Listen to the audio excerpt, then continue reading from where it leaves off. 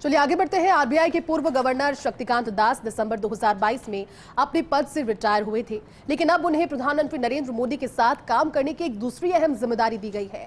जी हां, शक्तिकांत दास का कार्यकाल प्रधानमंत्री के इस कार्यकाल की समाप्ति तक होगा। ये खास रिपोर्ट आप देखिए। रिजर्व बैंक के पूर्व गवर्नर शक्तिकांत दास को प्रधानमंत्री मोदी का प्रिंसिपल सेक्रेटरी 2 नियुक्त किया गया है। कैबिनेट की अपॉइंटमेंट कमेटी ने शनिवार को ये नियुक्ति दी है। कमेटी के सेक्रेटरी मनीष सक्सेना ने नियुक्ति की जानकारी दी। शक्तिकांत दास आरबीआई गवर्नर के पद से 10 दिसंबर को रिटायर हुए थे।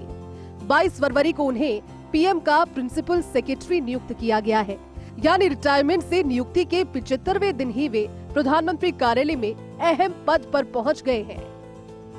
आरबीआई गवर्नर शक्तिकांत दास के काम। कोरोना महामारी के दौरान ब्याज दरों में कटौती की थी।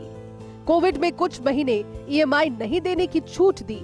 राजनीतिक दबाव और आर्थिक संकट के बीच बैलेंस। देश में यूपीआई पेमेंट का विस्तार तेजी से किया। सेंट्रल बैंक डिजिटल करेंसी को लॉन्च किया।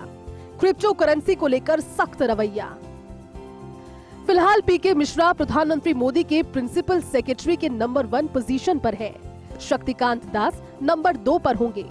दास तमिलनाडु कैडर के 1980 बैच के आईएएस अधिकारी रह चुके हैं, तो वहीं मिश्रा गुजरात कैडर के रिटायर्ड अधिकारी हैं। दास भारतीय रिजर्व बैंक के 25वें गवर्नर के अलावा भारत के G20 शेरपा और 15वें वित्त आयोग के सदस्य के रूप में भी काम कर चुके हैं।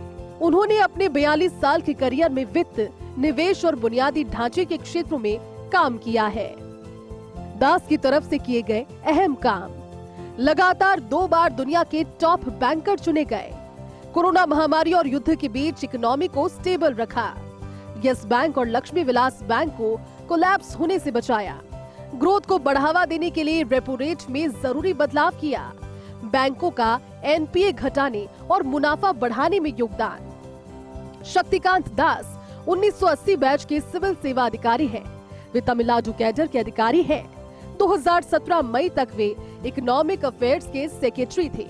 वे देश के 25वें गवर्नर बने थे। नवंबर 2016 में जब नोटबंदी हुई थी, तब भी दास ही मुख्य मोर्चे पर थे। दास विभिन्न पदों पर रहे। उन्होंने 15वें फाइनेंस कमीशन में भी सदस्य के रूप में काम किया था। भारत की ओर से ब्रिक्स, इंटरनेशनल मॉनेटरी फंड और सार्क में प्रतिनिधित्व किया है। वे दिल्ली के स्टीफन कॉलेज से पोस्ट ग्रेजुएट हैं। Bureau report, first India news.